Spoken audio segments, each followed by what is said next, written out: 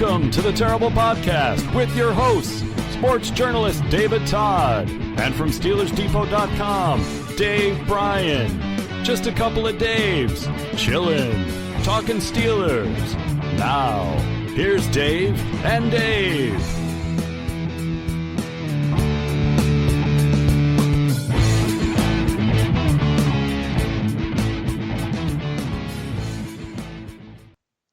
Welcome to the Terrible Podcast with Dave and Dave. He's Dave Bryan of SteelersDepot.com, the place to get your latest and greatest Steelers information. And I'm David Todd at Season 9, Episode 45. And Dave, you've never eaten at a Chipotle? Never. No, believe it or not, as much cooking as I do and all, and those kind of things. I'm a picky eater. So, especially when it comes to someone else preparing my food. I believe it or not, as it kind of set in my ways in, there are about 3 or 4 places that I'll like to go if we leave the house, and that's it.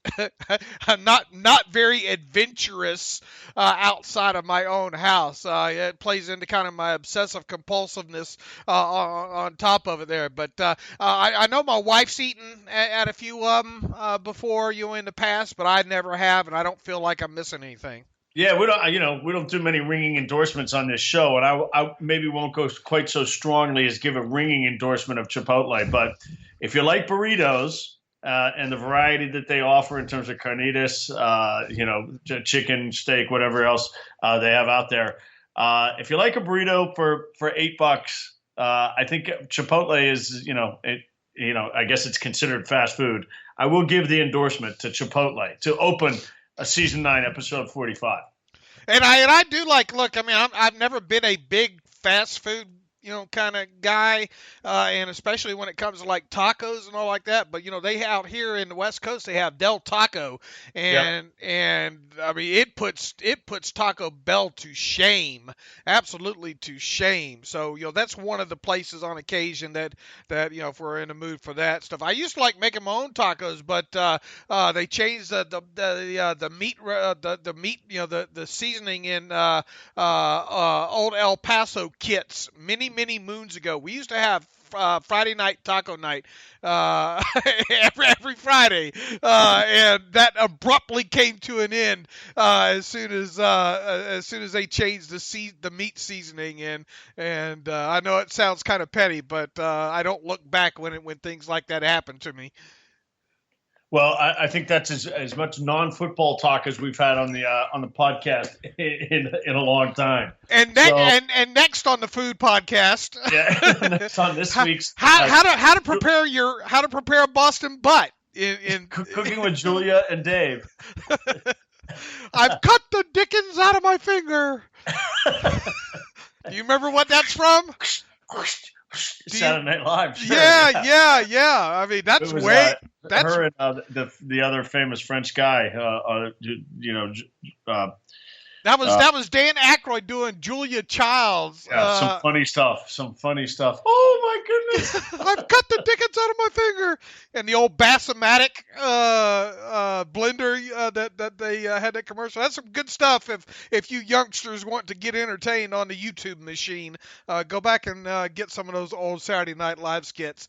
Hey, there's a football game Thursday night. I'll tell you, I enjoy all the games, and I'm excited these days for less of them. And I will say I'm excited for tomorrow night's game. I don't know if I will be in attendance. I've kind of, since I stopped being part of the media, I've very much come to enjoy watching the games at home and being able to take notes and do some other things and watch replays and rewind.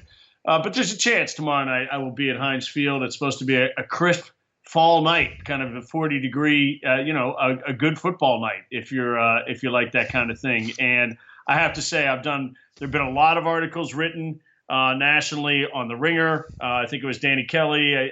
Andy Benoit wrote one on SI.com about Carolina's offense and what Norv Turner's done. And we're going to hopefully talk to Joe Person, who covers the Panthers for The Athletic, a little bit later in today's show, Dave. But I have to say, I'm excited for this game. I'm nervous for the Steelers, as I will be when they play New Orleans, New England, San Diego, the rest of the way here. The Chargers. I'm going to call them San Diego forever. But this will be a solid test for an improving Steelers defense. I'm going to say it's going to be a different test for the Steelers. How's that? Yep, sure. And one they won't see again. One they probably aren't likely to see again this season. Unless it's the Super Bowl, right? Yeah, more than likely here. When you go back, and I said I probably didn't give the respect to the Panthers a few weeks ago when talking about this final. I guess this would be considered. I don't know what would we consider this? The fourth of.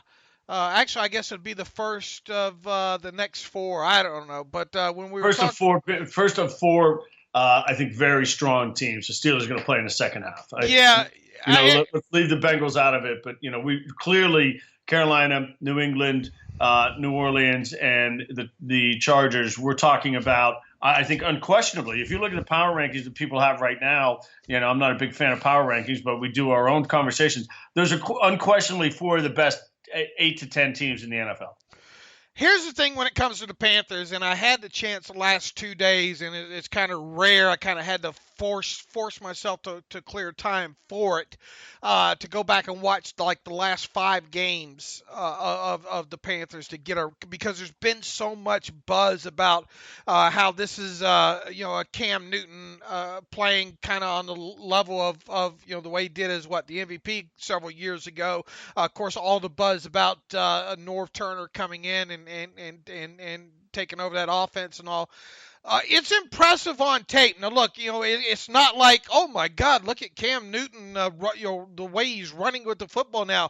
Cam has always been that guy. It's always been, the read option type stuff, the kind of the use of the naked bootleg stuff, the drop back and kind of design quarterback runs up the middle and those kind of things.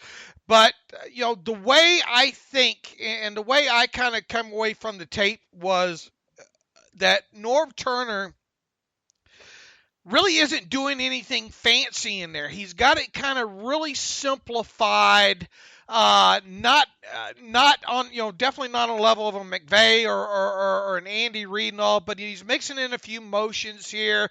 He lulls you to sleep on a lot of things. They'll run that power with a guard, pulling, and they'll hand the football off to McCaffrey to either side with the power there, and then after that handoff, nonchalantly, Newton will play out the rest of the play and kind of fake bootleg out to his side. They'll lull you to sleep a couple of times doing that, and then bam.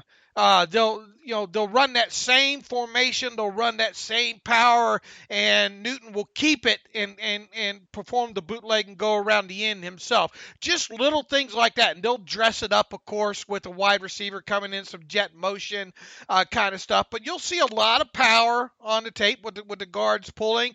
One of the better things about it too, I went back and checked their personnel groupings and all. Because a lot of times you'll see a lot of some heavier personnel groupings on tape with them. They use a lot of 11 personnel, talking about 3 wide receivers in addition, and they'll run a lot of the same concepts, especially run concepts, out of the 3 wide receiver personnel groupings there. So I came away with the notion he's attacking the field down the middle a lot better than he has in previous years as well too. I came away with the notion that it's more like keep it simple, stupid with the whole KISS formula, if you will. Don't make it just too damn difficult on Cam. Let him make his simple reads and go from there. And his stats kind of bore that out. You look at his rushing totals, and even though he has 75, 76 rushes, I went and broke those down as well too. And if you take out the scrambles and the kneel downs and the short yardage quarterback sneaks, he's roughly around about 4 or 5 designed runs a game. And I think you're going to see against the Steelers Thursday night probably 5 to 7 designed runs, of course, with a quarterback scramble or two mixed in there, and hopefully no quarterback kneel downs unless they're just trying to get out of the first half with those kind of things. But it is impressive. I think McCaffrey, them using him more often instead of a bigger back on offense, has helped out things as well, too. He's on the field a ton, and I think that has played a role, it's somewhat in helping Cam be a better quarterback this year. Yeah, look, I mean, there are lots of opinions about what Cam is as a quarterback, and what he is he's a great athlete who's not a very accurate passer. We've known this. He really hasn't changed as a quarterback from his MVP season when he was at his best. He's a dangerous runner. He's a willing runner. He is a smart runner. He's just not a great thrower of the football. Now, obviously, he's got a big arm and can make all the throws. He's just not the most accurate guy. But we knew this coming out of Auburn. I think Cam is, even though he was the first pick in the draft, I think he's exceeded everybody's expectations. I mean, no matter how good you are, the expectation can't be that you're going to be an MVP. Or it can't necessarily be that you're going to get to a Super Bowl. I mean, those are the goals, but those are tough expectations to live up to. But I think Cam's been a good quarterback. But what happened here is, one thing we saw Ron Rivera as a head coach. We saw kind of a sea change in Ron Rivera. It became Riverboat Ron when he was one of the first coaches in the league to get aggressive going forward on fourth down and doing some things that NFL coaches weren't likely to do because they were off to a terrible start a couple of years ago, and he knew his job was on the line, and he played to win games, played more aggressively, and they ended up having success with that. So that was a kind of a head coaching shift in terms of how Ron looked at things. And then what we've seen is they've changed. Carolina has changed the structure of their offense. Instead of trying to be a bruising offense and giving Cam big receivers because he did throw the ball high a lot. When he missed high. And the Kelvin Benjamins of the world, which was the prototype for what they were trying to do, they've moved away from that. You don't have James Stewart in the backfield and Kelvin Benjamin as a receiver. You've got Christian McCaffrey, who's not a big guy. He is as much a receiver as a running back. He's a Darren Sproles, pick your favorite guy and one of your most talented guys in that type of role, and that's what he is. And then you've got, you've gone out and gotten two receivers, DJ Moore this year out of Maryland. I'm drawing a blank, David. I want to say Michael Thomas. It's obviously Curtis Samuel out of Ohio State. Second round pick 2 years ago. These are speed guys who can do things, and we've seen Turner with two. You had a reverse and you had an end around and a kind of a tricky play with Samuel for a 33-yard touchdown that had.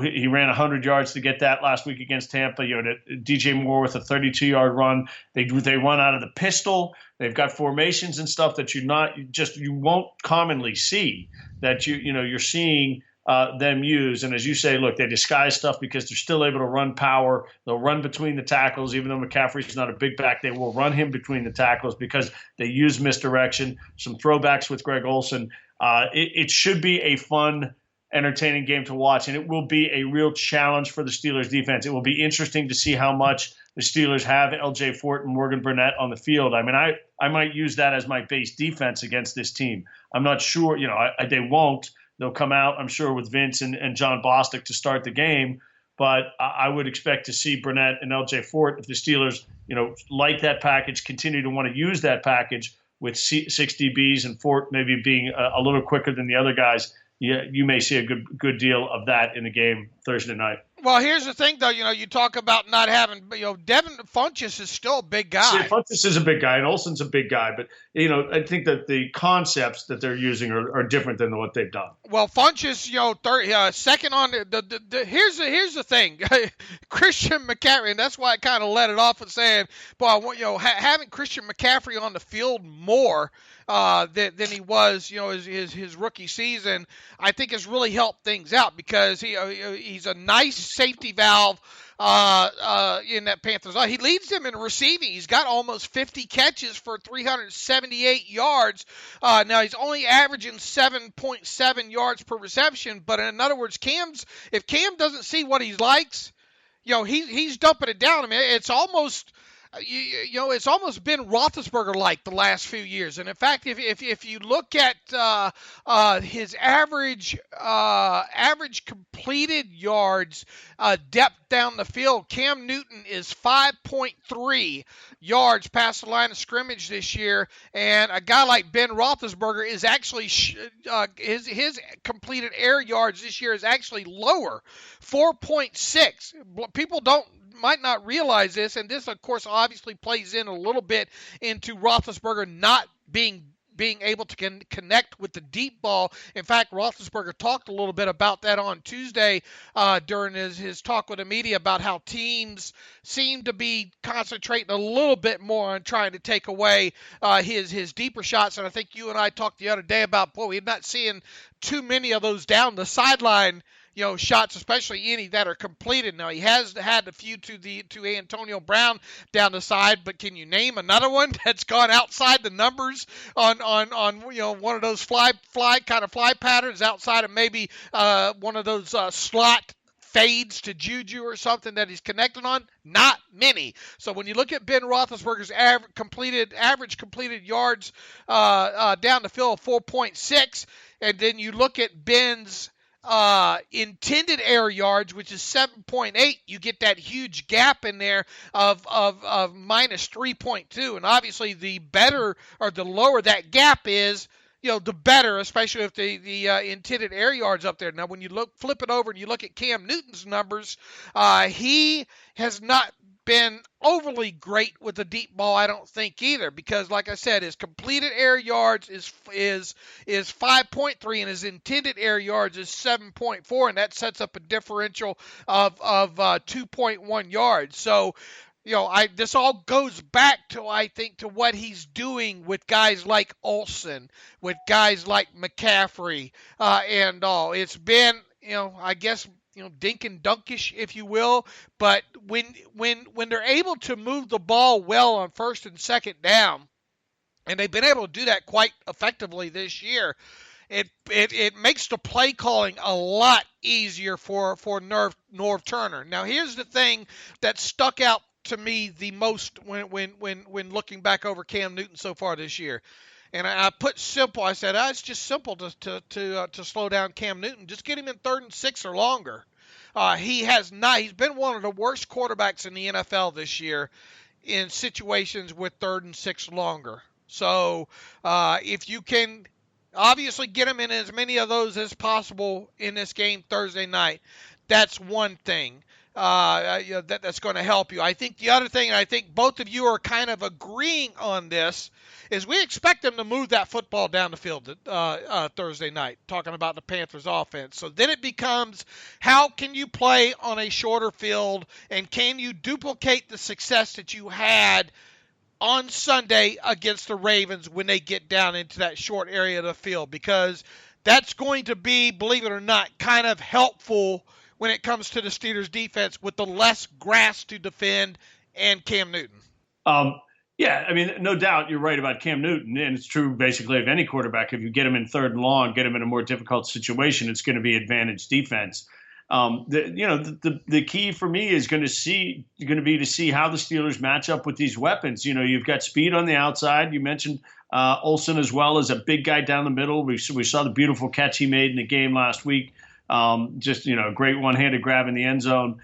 So, you think about they've got 5 legitimate guys when you talk about the weapons they have. And that's not counting Cam. That's counting. You talk about DJ Moore and Curtis Samuel and Funchess on the outside. You got Olsen as a tight end. You got McCaffrey out of the backfield. And you have Cam Newton, who's a legitimate offensive. Ben is a weapon on offense in terms of delivering the football. Cam's a weapon on offense in terms of being a guy you have to account for all the time.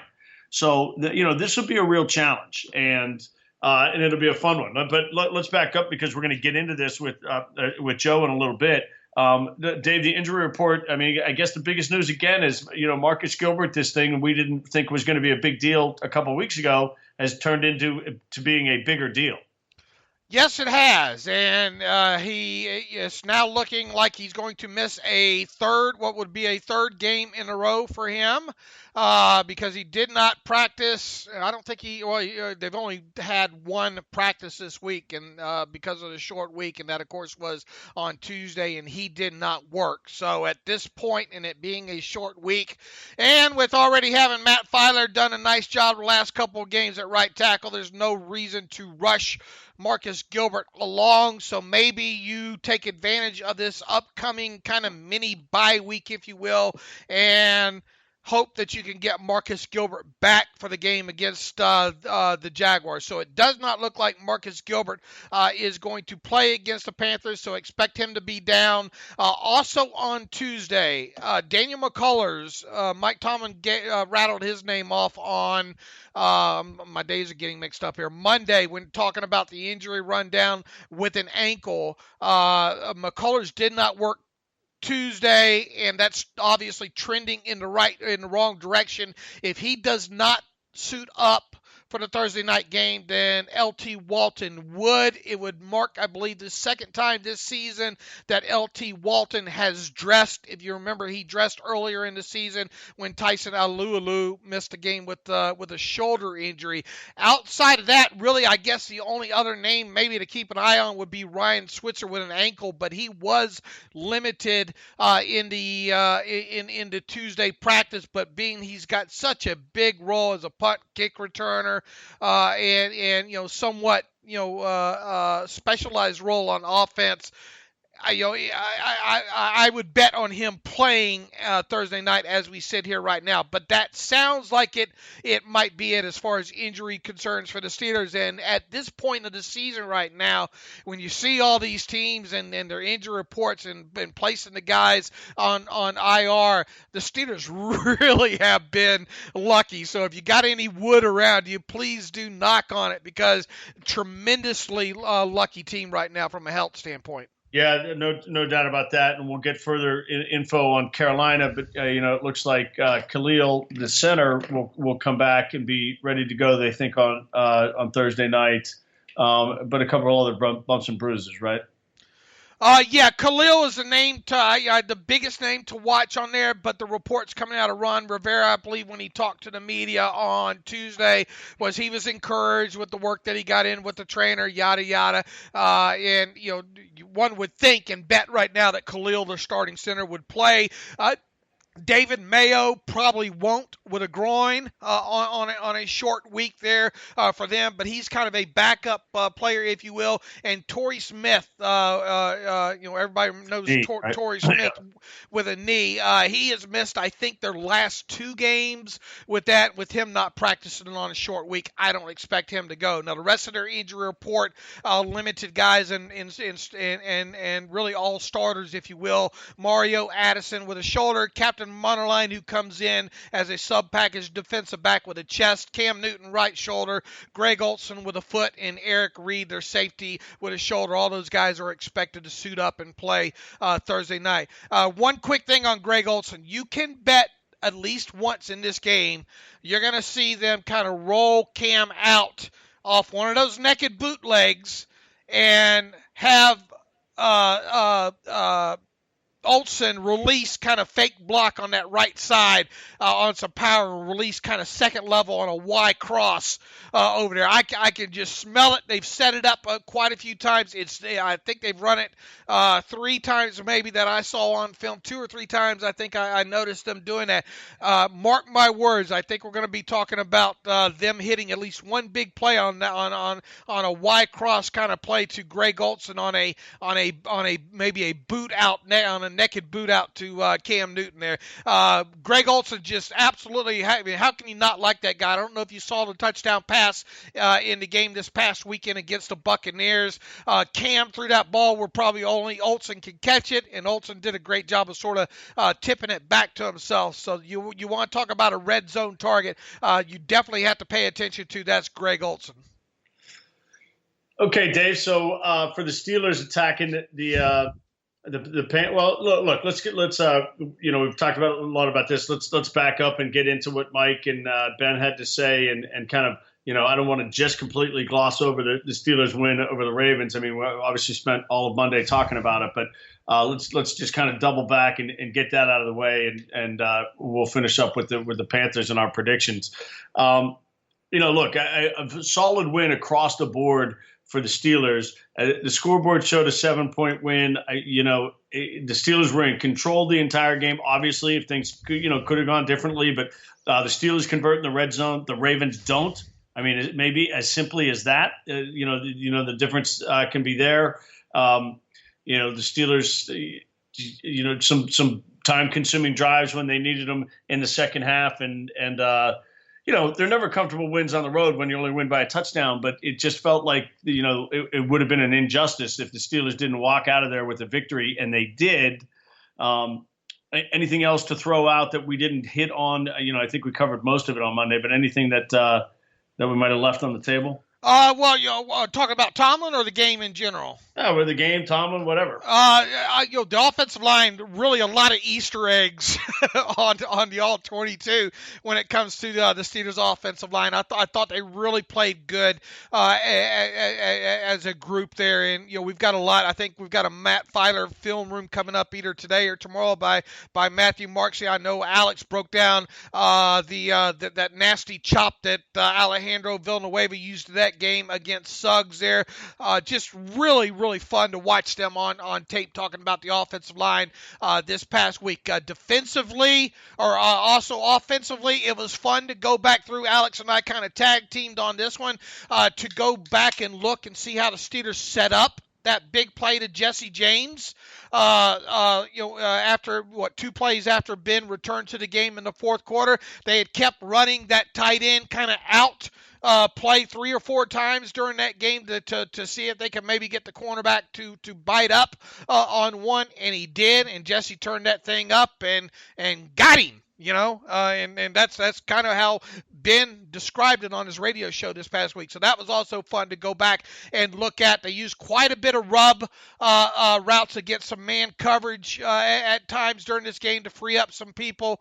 Juju on a few of them. I think Antonio on one as well. Very good job of using those tight ends to work upfield and kind of work his legal picks. Now, defensively, the thing that kind of stuck out to me when going back through is yes, Sean Davis still takes some bad angles that'll aggravate the stew out of you, but he seems to be wrapping up a little bit better, at least in the last couple of games here, and it looks like he's got a little thump in him now in the last few games as well. So that's good to see. And when talking about Mike Tomlin and things he said on Monday, I think one of the most notable things was him talking about how when Morgan Burnett now healthy again and Edmunds being a rookie, that we might see a little more Morgan, a little bit less Edmunds in some situations. And one could only guess that talking more base defense situations that might be the case.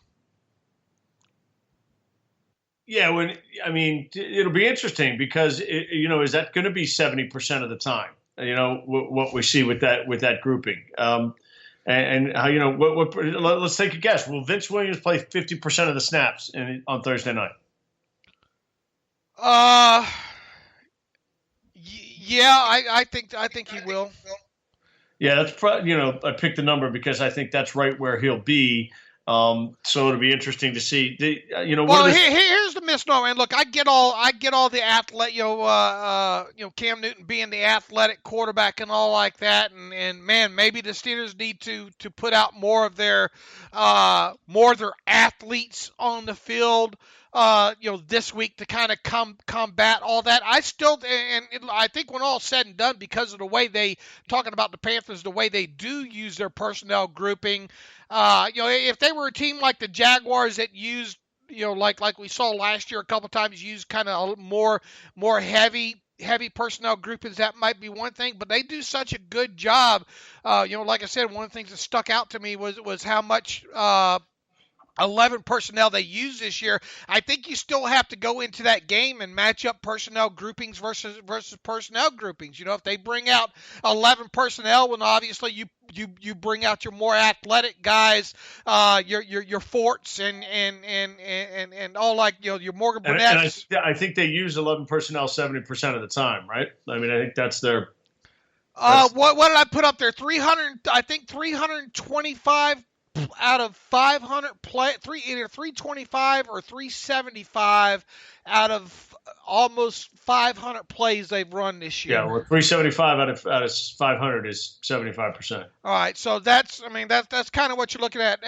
I think there, as far as your breakdown goes. I remember pulling up the personnel grouping numbers on that. Now, Vince Williams played, I think, 56% of the snaps against the Ravens this past week. John Bostic also played 56% of the snaps, whereas we saw the Burnett Fort combination on the field for 44% of the time. So, it's going to be a mix right around in there. The key thing is you just, however you match up, you're going to have to do a great job of McCaffrey out of the backfield. Who are you going to get to run with him?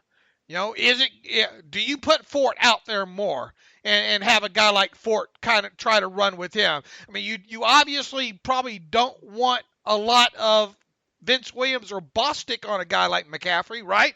Well, the question is, do you change things up? Do you change things up and say, Mike Hilton, you're not going to cover Greg Olsen. We're going to play a lot of this, and we're going to leave that to Morgan Burnett, and we're going to have you deal with McCaffrey. Yeah, I mean, that's going to be one of the matchups to look. I mean, look, here's the thing. You better be able to stop the run. If you go what we like to call small, and really that's not, I guess their dime technically isn't as small as maybe their nickel would be. Look, I mean, we might be talking about how good a game did Mike Hilton have again, because one of the questions Keith Butler was asked during this press conference on Tuesday is, can Mike Hilton take Cam Newton down, to the ground? And Keith Butler said, we'll see. So obviously when you run more of a dime as opposed to a straight nickel, then you have a little bit bigger bodies in there. Morgan Burnett, quasi linebacker. Obviously, L.J. Fort's not a skinny Jenny either when it comes to being out on the field. So, do you? And here's the thing: by not having Bostic on the field, though, Bostic and Williams on the field more, is Bostic's been good against the run. And like I said at the start there, the Panthers are not afraid to run a lot of that power. And, who do you want up in there kind of taking on those guards and all, and inside zone runs and, tandem blocks coming, attacking the bubble, second level bubble, if you will? Would you rather have Vince Williams and Bostic in there, or would you rather have Fort and Morgan Burnett, kind of manning the middle there? I'll tell you what I'd like to have is Terrell Edmunds play better. That would make me feel a lot better. It hasn't been awful. It hasn't been awful. But, I mean, there are times where, and, I think this kind of speaks to what Mike Tomlin was trying to say the other day is, you got a young guy out there. I'm not making any other comment than I'd like to see him play better. I mean, I'm not saying he's awful. I'm not saying he's not young. I'm just saying I'd like to see him, have a big game. I think a lot of his problem is a little bit overwhelmed right now as far as where to be. I mean, we saw Sean. We see all these young guys go through it, defensively. Did they plan, while they probably wanted to get Edmunds on the field as a rookie? At the start of the season, they probably didn't envision him having to play as many snaps as he's played in the first half of the season. That was not. For sure, obviously that wasn't the plan. I mean, that's why they signed Burnett, right? But he's been, he missed the first half of the year basically. Right. So now you've got Edmunds back healthy. The thing is how healthy has Burnett been? I mean, is he out there because he's 80%? Is he out there because he's 90%? Is he just now getting up to 100%? And maybe catching up with the train, if you will, from all that time that he missed with that groin injury? I don't know. But, I mean, Mike Tomlin made it pretty cut and dry that we're probably going to see more of more Burnett than Edmunds moving forward. And, we'll see. And, is that a bad thing? That Edmunds might see less snaps for the next several weeks? No, because like I said, there's been times where it looks like his head's spinning a little bit. Yeah, put your best team on the field. It doesn't matter who's picked where or whatever. Put your guys who are going to help you win the game. That's why Artie Burns is sitting on the sideline.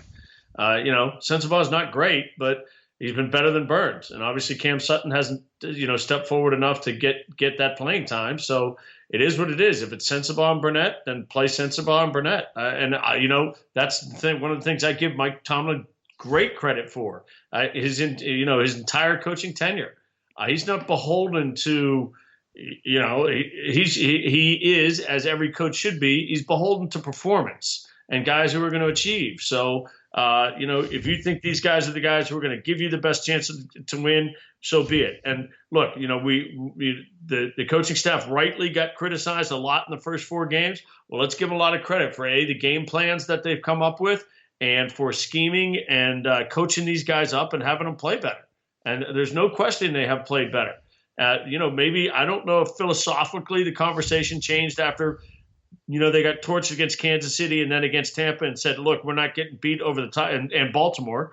We're not getting beat over the top anymore, okay? It's just not happening, okay? So don't get beat over the top. And you know what? It hasn't happened in 4 games. They haven't been beaten over the top.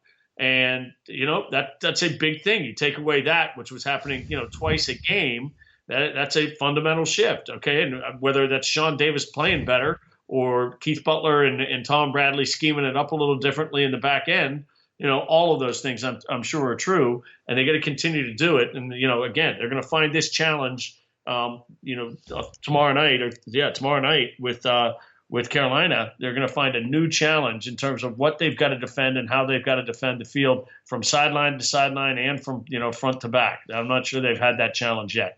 Well, here's the thing: when you talk about what is the snap breakdown going to look like? Between guys like Vince Williams and Bostic and Burnett and Fort and all like that. You really have to kind of look at that thing within the first 3 quarters, because the worst thing that I think that can happen is we're talking about a snap count sheet on Friday when we get together again that includes a lot of Bostic and Williams being on the field, because what does that likely mean took place in the fourth quarter? If both those guys played, say, more than 56% of the snaps or whatever, it means that the Panthers were probably had the lead and were trying to run the football, right? So yeah, I mean, I don't know. We'll see.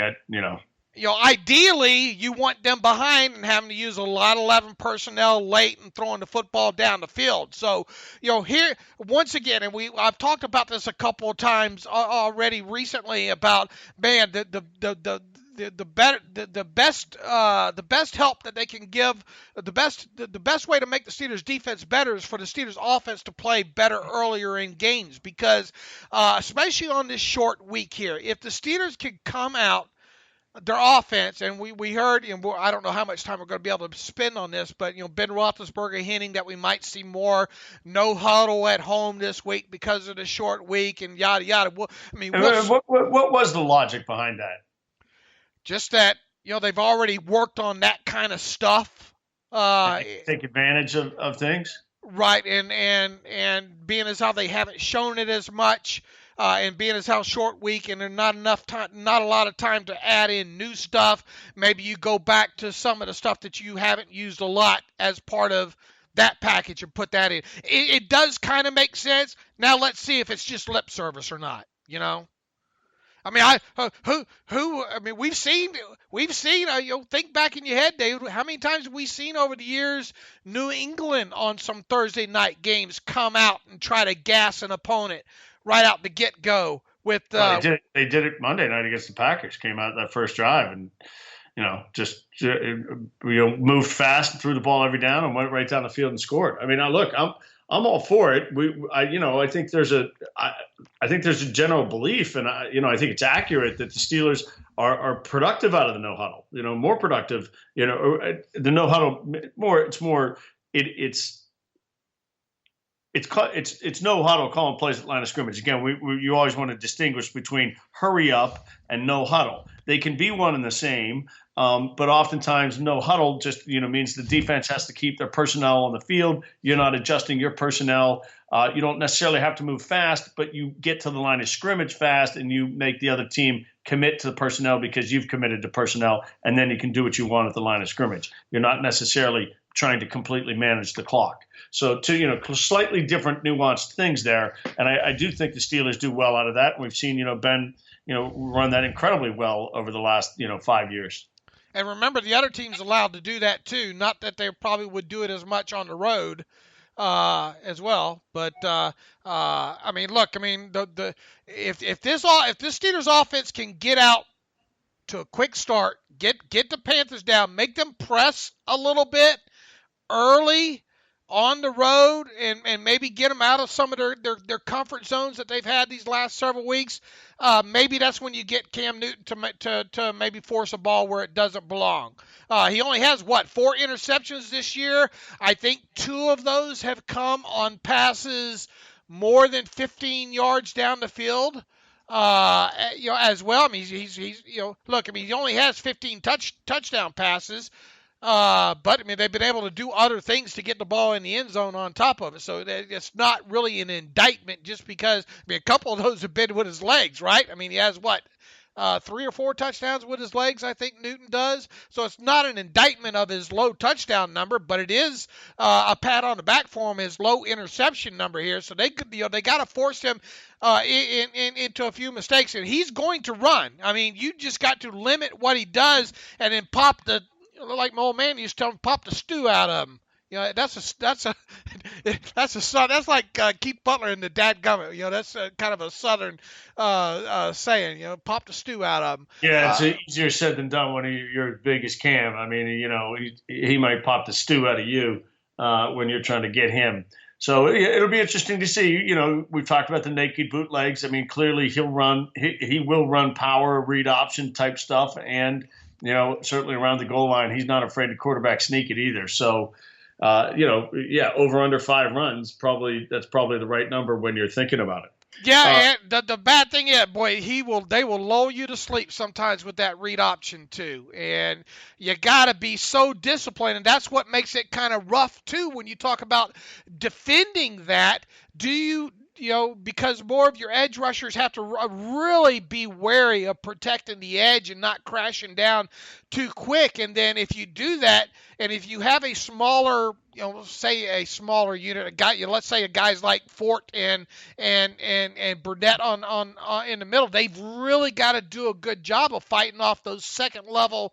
Those offensive linemen trying to get to the second level there as well. So it's going to be a cat and mouse game, and I really expect both teams to be able to move the football down the field on each other in this game for sure. And like I said, man, if the Steelers offense can get out to a big start, remember a couple the times, I don't know if it was Sunday night games or maybe a Thursday night, I think it was Sunday night games mixed in there, or Monday night games, when the Steelers would play the Chiefs and jump on the Chiefs early, get a quick turnover, and you turn around, they're like either 14-0 up or 17-3 or something like that.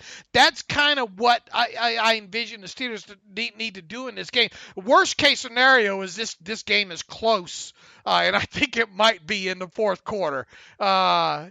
Especially on a short week. That's what worries me right now. We've talked all about one side of the ball, the Panthers offense, and the Steelers defense. What about the other side of things? Steelers, again, just kind of a balanced offense. Do what you do. Healthy dose of James Conner, but spread the ball around offensively. Standard stuff, right? Boy, that Luke Kuechly guy is pretty good. They should keep him. he can do so much. And Thomas Davis next to him. Mike Tomlin, he leveled out a lot of praise to those guys. Well-deserved praise on top of them. They have been playing well. Look, Julius Peppers still still getting after it. And Addison, I think, leads them. I think might lead them. 7 or 8, 9 sacks. Had three against Tampa, right? Right, had 3 against Tampa. Your buddy Don Terry Poe.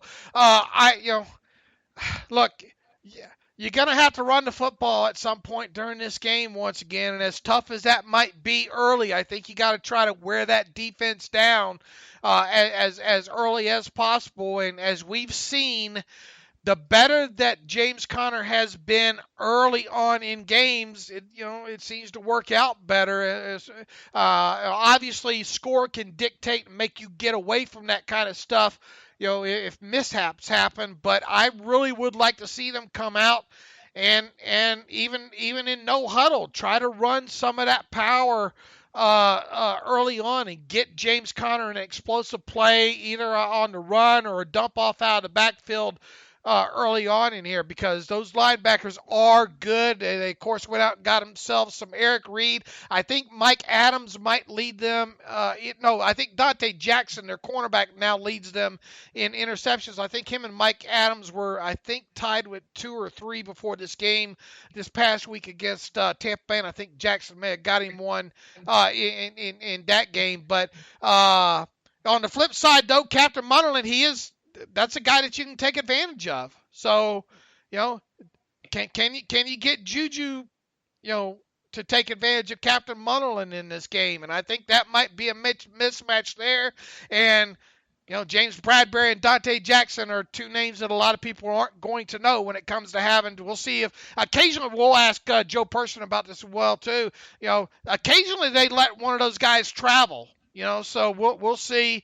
We'll see if one of those guys gets lined up on AB more than another one. But that's definitely a mismatch right there. I mean, this team has given up some plays this year, though, on defense.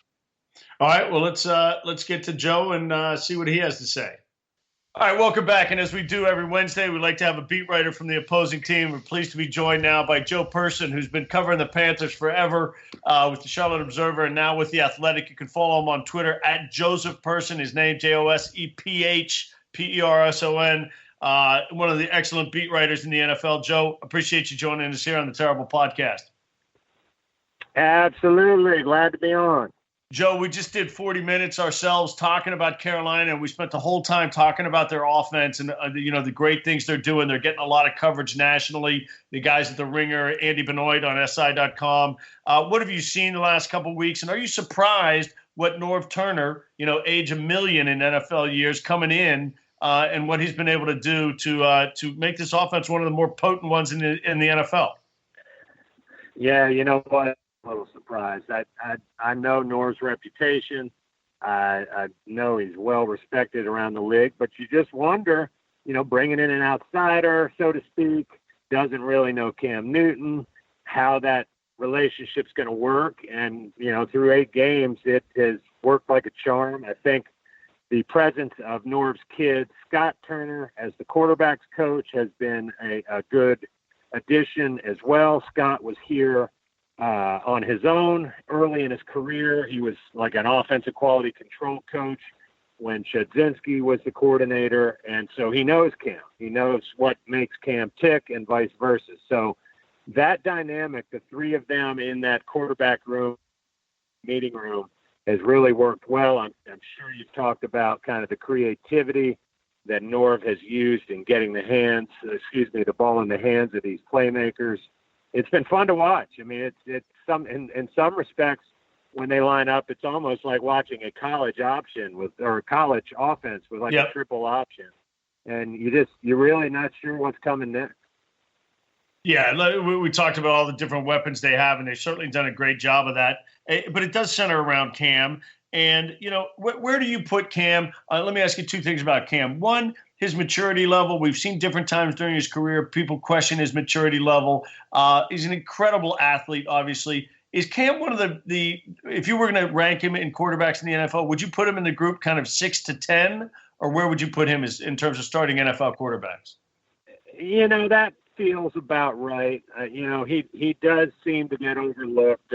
The big storyline a couple weeks ago when he led that really, terrific comeback in Philadelphia was, wait a minute, this guy now has more fourth quarter comebacks than Aaron Rodgers since coming into the league, but nobody talks about Cam Newton as kind of a fourth quarter, guy. So that, he for whatever reason, he does. I think people want to kind of slight him because he's a runner, and he might not have the best mechanics as a passer. He doesn't always necessarily throw receivers open the way a Brady or a Rodgers does. But, I mean, the guy is pretty darn unique in this league. I mean, he's 6'5". They list him at 245. He's bigger than that. He's a beast to bring down. But he doesn't – that doesn't mean he's like just fleeing the pocket the minute something goes wrong. I mean, he'll stand in there. And then only when he's kind of exhausted his reads does he go make something happen with his feet. So, you mentioned the maturity factor, and I think that's worth pointing out because early in his career, there was plenty of questionable incidents. Nothing that was too crazy. It's just kind of like the sulking. There were some that questioned how much time he was putting in the building, studying. Well, I've seen a change in him. And I'm always careful to make too big a pronouncement along those lines. But it does seem like he gets it now. Like after losses, he's like, you know what? I'm not going to come in here and hang my head. And he's like, my teammates don't want to see that. We're a good team. We're a veteran team. We lost to the Redskins. We're not happy about it. We're going to bounce back the next week. And I think that message and that persona has served him well.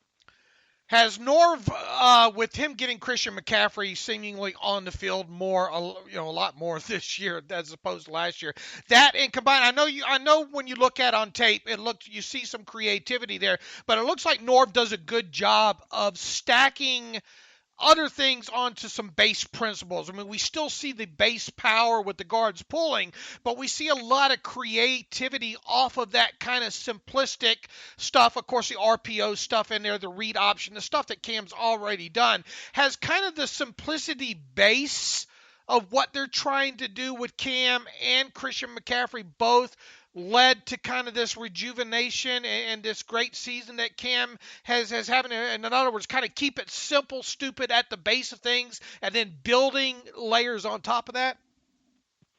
Yeah, I think that's fair to say. In fact, early in the season, they were not having many splash plays at all, no big chunks. And I think, to your point, I think that they were sort of laying that foundation.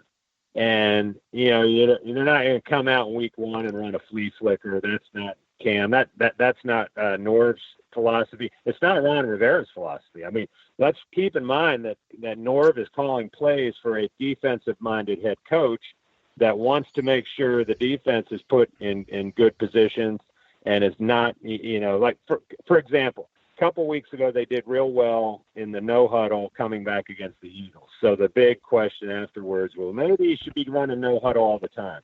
And Ron Rivera was like, yeah, maybe not, because as soon as you go out and have a 3-and-out, then my defense is out on the field tired. So all of that being said, you do see now the wrinkles being added, and you can see plays that, as you said, are a staple, or maybe they ran something off it 2 weeks ago, and now they're coming back and showing another variation of it.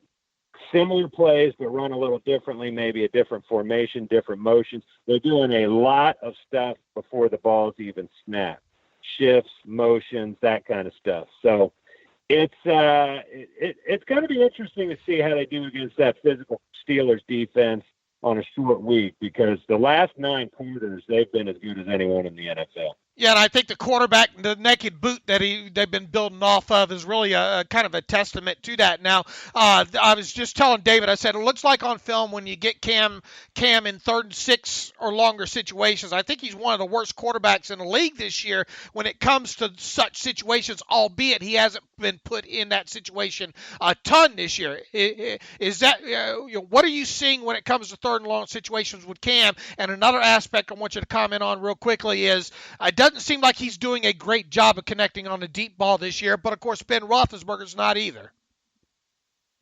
Well, those things I think are hand in hand. I mean, they had a lot of 3rd and longs the first 3 quarters at Philly. I mean, like 3rd and 13, 3rd and 18 long.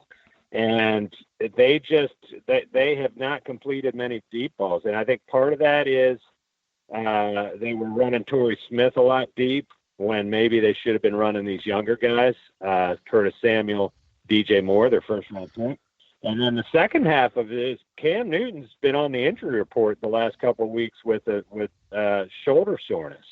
And it really kind of became apparent after he had to throw 22 passes in the fourth quarter at Philly. But it's really something that has followed him since off-season surgery, laboring surgery 2 years ago.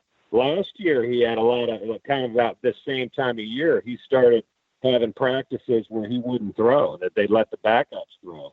And so I think that's part of the reason. I don't know if you guys saw this against the Ravens a couple weeks ago.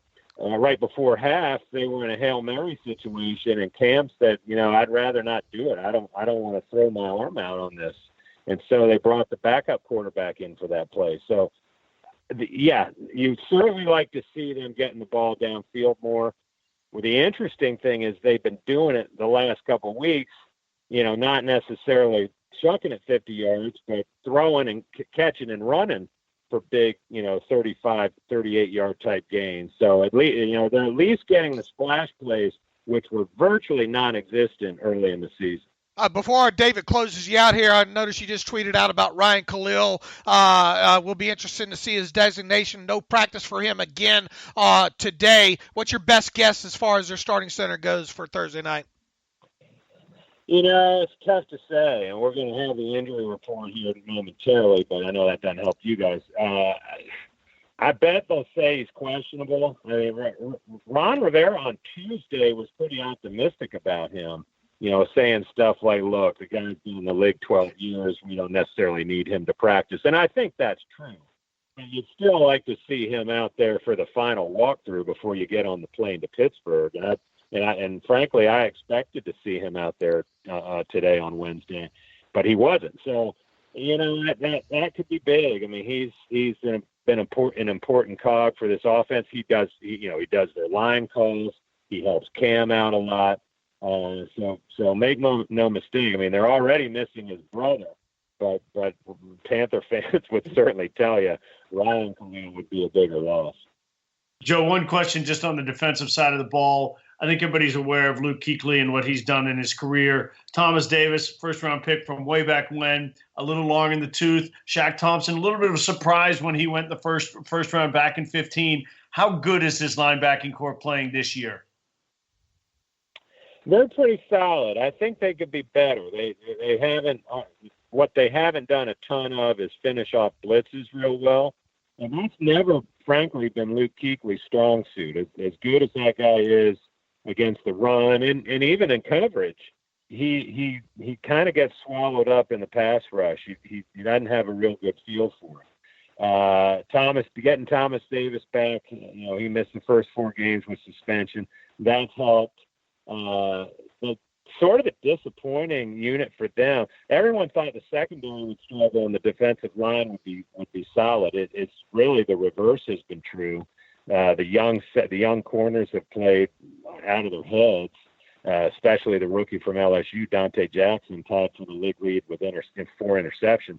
But then Mario Addison, Julius Peppers, K'Wan Short, the guys up front, with the exception of Addison, who's got 7 sacks, nobody else has been much of an impact player for them. And they're paying some of these guys, Short in particular, a whole lot of money. So, I made the case this week that I thought they should go make a strong push for Bruce Irvin. I knew they were going to kick the tires on him. I don't know that I don't know if they had a shot with him or even going back to his hometown team, the Falcons. But the point being was, standing pat with this pass rush, he might be okay, but I would have tried really hard to get one more edge rusher in here because some of the young guys who they're rotating in with Peppers and Addison just haven't been getting it done. If you're Mike Tomlin and Randy Fichtner with the weapons the Steelers have, is there one thing you would try to do to exploit this defense? Defensively, how they're going to attack him? Is that what you're asking? Yeah, how to attack him. Yep. Okay, sorry. I mean, this is not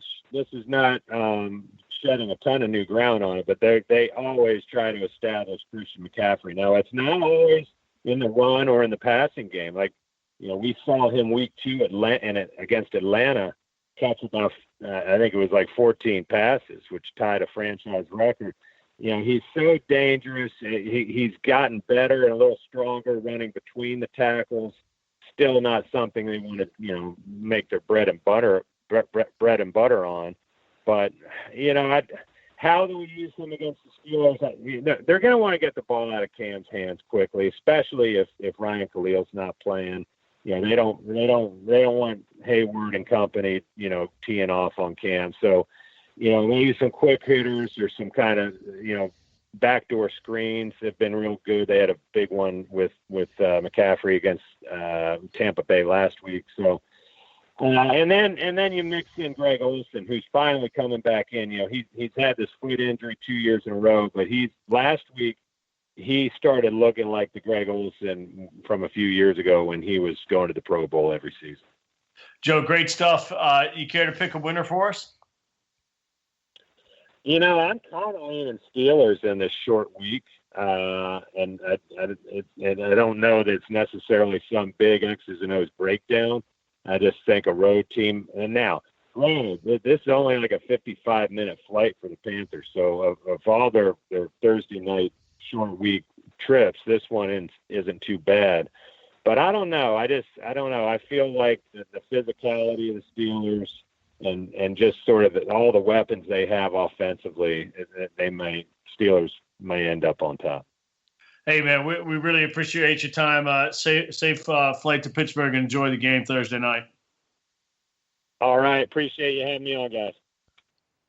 Okay, Dave, good stuff from Joe. I guess a little confusion on the last question I asked. It could have been a little more clear, but how to attack the Panthers defense, not the Steelers defense. But as he said, we're going to see a heavy dose of McCaffrey and get the ball out of Cam Newton's hands.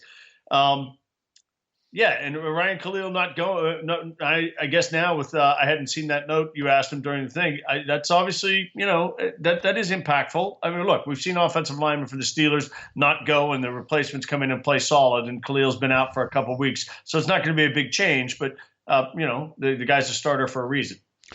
Yeah, he is. And the thing is, with him, look, I mean, short week, probably not too surprising if with that ankle and all, if it's kind of tender.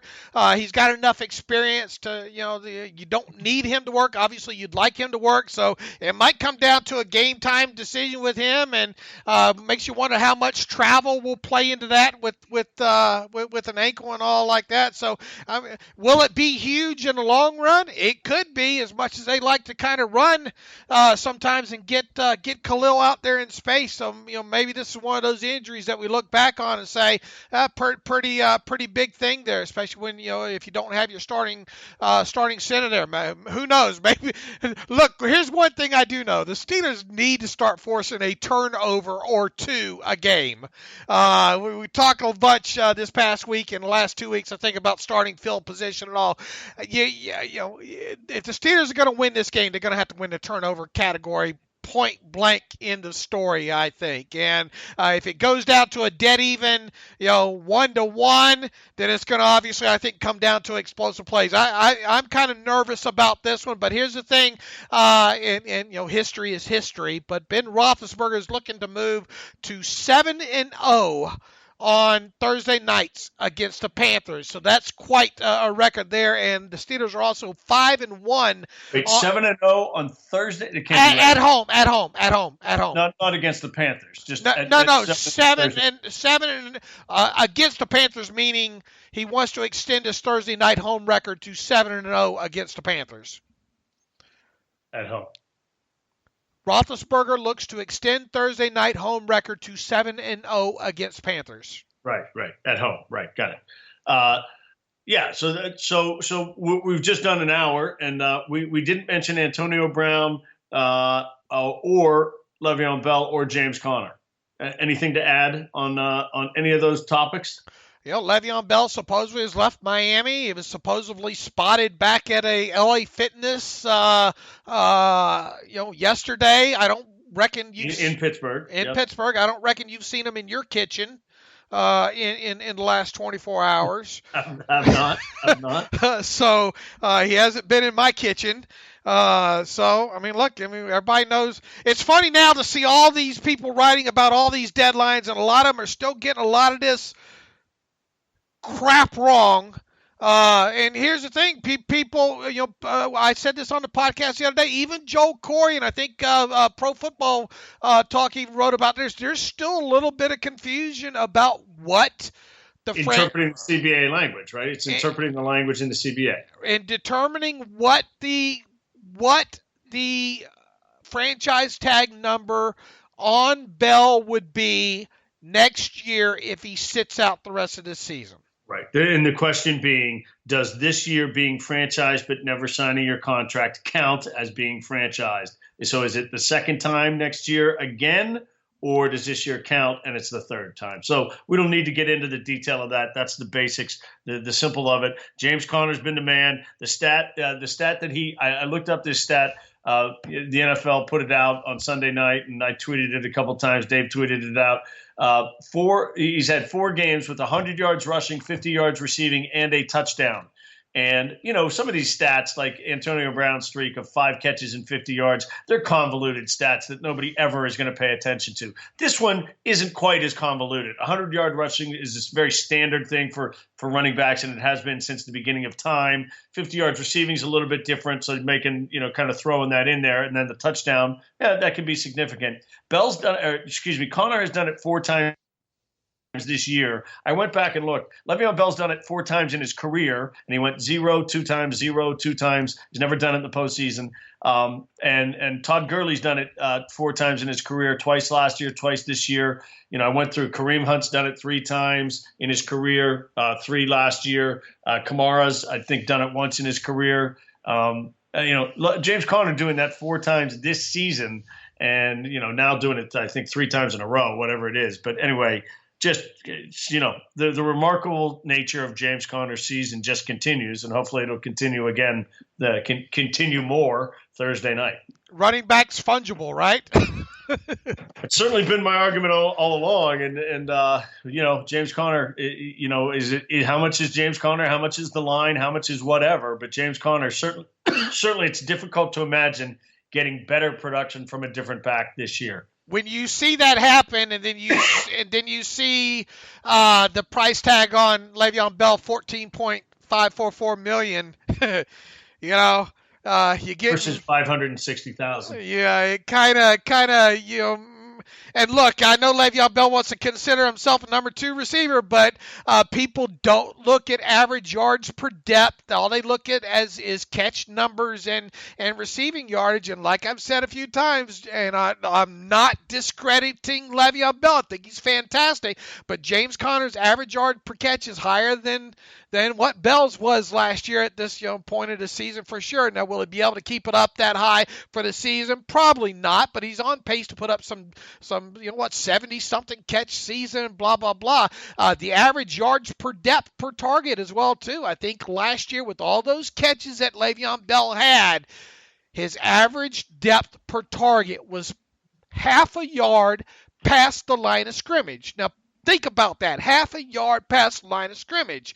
Yes, he could get downfield. He had the touchdown against the Giants. Everybody thinks that just if Le'Veon Bell gets back, that all you do is throw him out there as just pull James Washington off the field, put Le'Veon Bell in there, have Conner and Le'Veon Bell out there, and problem solved. It's not that simple, folks. I mean, look, Le'Veon Bell is good in certain matchups. If you remember back several weeks ago, Ben Roethlisberger kind of poo-pooed the idea of having Le'Veon Bell out there in the same, as a receiver on the field with James Conner winning if he shows up. The good thing about it is come Tuesday, we're going to have some finality about whether or not Le'Veon Bell has shown up and whether or not it's even an issue. And here's the thing, even if Le'Veon Bell shows up next Tuesday, he's not playing against Jacksonville. He might not play in the next game after that. So we got a lot of time to worry about how the Steelers may or may not use Le'Veon Bell. And thank God the end of that stuff will come Tuesday, maybe. But I guess the other notable news to come out on this, what day are we on? Wednesday, is the Bruce Irvin, who was waived by the Raiders earlier this week. He cleared waivers. And just so everybody knows, veteran players after the trade deadline, any player released from a 53-man roster has to clear waivers after the trade deadline. That's why Bruce Irvin was exposed to waivers. He cleared. He evidently had several offers to sign, and he claims that the Steelers were one of those teams. And he even claims that the Patriots and the Steelers offered him more money, but being able to play for my city and my people, you just can't put a price on that, Irvin said of his decision to sign with the Falcons. David, you'd gladly do something in Pittsburgh for less money, right? Gladly? I mean, money's not a big deal to you. I mean, you would just, you would gladly just, so you would turn. In other words, what I'm trying to get here is, something's afoot with kind of what he's saying here. Maybe the Steelers did offer him more money, but as I wrote in my post, he might have earned more. I envision the Steelers offering Irvin a 2-year deal that would have paid him more money than the 1-year deal that he got from the Falcons. That's the way I interpret it, because according to Ian Rappaport, the Falcons are paying Irvin $3.2 million prorated on a 1-year deal. So he'll make $1.5 million over 8 games. Okay, so how much were the Steelers willing to pay him? Were the Steelers going to pay him maybe, I don't know, $5 million? $2 million, so prorated. So for, whatever. I mean, they weren't going to break the bank. But he's made a ton of money. So we're talking about probably hundreds of thousands of dollars here. And he's made so much money that, pick where you want to play. I mean, this isn't a choice of $15 million and $10 million for a whole season. This is, hundreds of thousands of dollars. And if not to dismiss it, but in terms of his career earnings, it's not that significant. And I envision maybe at the Steelers probably wanting to sign him to a 2-year, let's say 5-year or $5 million deal. That way they have a little bit to work with. You just can't see them, and look, they have the salary cap money to do so right now, thanks to Le'Veon Bell, but it don't matter at this point. He's not a Steeler. Really didn't look great on tape, in my opinion, in this season with the Raiders. Even if the Steelers had signed him, how would he be used? He'd probably slide more into that Anthony Chickalo role, kind of play, 10, 12 snaps a game, right around in there, and you're not going to pull Watt off the field any more than he's already being pulled, and you have the first-round tender out there on Bud Dupree right now, not first-round tender, but picked up his 5th-year option already on that as well, too, so maybe a slight upgrade over Anthony Chickalo, but at that, and take him a couple weeks to get integrated into the offense or into the defense, so it didn't happen. That's all that matters. All right. Prediction time, I guess. What happens Thursday night? I think it's going to be a close game. I think it's going to be a bit of a high-scoring game as well, too. I think both offenses are going to be able to move the football down the field on each other on this short week. I'm nervous. I think this gets into the fourth quarter. What are we showing with my bookie line? Is it 5 on 5.5 right now on this? Do you have it in front of you? I can have it in front of me. Hold on just a minute here, and I'll pull it up here. I looked at it the other day here. And it is 4 now. The Steelers are favored by 4. So this thing opened originally, I think, at 7. It immediately dipped down to like 5. Which was crazy. 7 was crazy. And then it immediately dipped down to some places to 5, 5.5. And now it looks like people are starting to climb, really like the Panthers' chances on this. This thing might be 3.5. 3 by kickoff time here, and I expect this to be a 3-point game either way. I could even see this thing going to overtime as well. I'm going to go ahead, because of the Steelers having the advantage of being at home here. I'm going to go ahead and say that they pull this one out, but I think it will be by a field goal. So give me Steelers 30. Panthers 27, so give me Panthers plus those 4 points. Wow, that's unbelievable because I was going to pick 31-27, and I didn't want to be on the number, obviously. So that's funny. We're exactly in the same place. So you know what? I'm going to get right on top of you. Steelers 30, Panthers 27. Give me the Panthers and the 4 points. All right, who do you think? Who do you think is leading this game at the 7-minute mark of the fourth quarter? I'm gonna go with the fact that the Steelers are never behind by more than 3 points in this game. Do the Steelers get let's say the over under 1.5 turnovers for the Steelers defense in this game? Under. I'll take the under as well, too. Antonio Brown, 150 receiving yards. Oh, under. I'll take the over on that. I'm making these over-unders up as we go. James Conner, total yards from scrimmage, over or under 150? Under. I'll take the under on that as well, too. Over under 100. What would you go on that? With total yards from scrimmage for Conner? Yeah. I'll take the over on that. I mean, I think people look at 100 now and just think that's an average day at the park. 100's a big day. So, yeah, I'll be right on 100. What else could we fiddle into this? Steelers sacks of Cam Newton, over under 1.5. Yeah, I'll you know what? I'll take the over on that. He likes to kind of hold on to the ball and scramble sometimes. So I'll say they'll have 2 at some point. Okay, I'll take over as well. Carolina sacks of Ben, over under 1.5.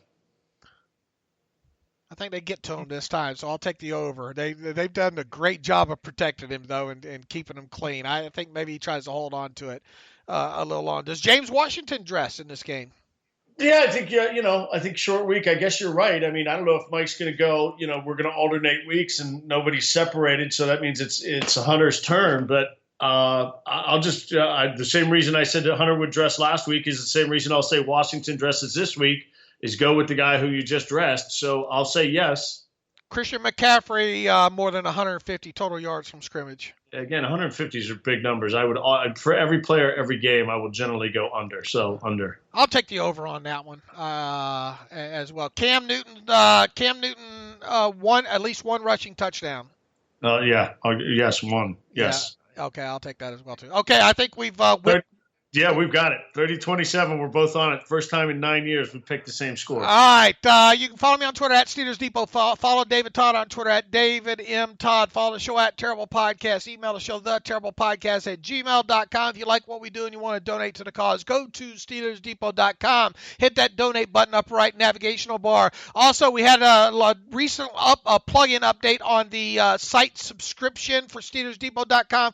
$25 a year. I think we had a couple of signups the last 2 days, and they weren't getting the ad-free version. It was a plug-in issue following the update that has now been fixed. So apologies for that if you signed up and we're still seeing ads. That's quite a money-making opportunity right there. Sell something in an ad-free version and show them ads. Apologize for that, but that should be fixed now as well too. All right, we'll wrap up this game on Friday morning. As always, thanks for listening to the Terrible Podcast with Dave and Dave.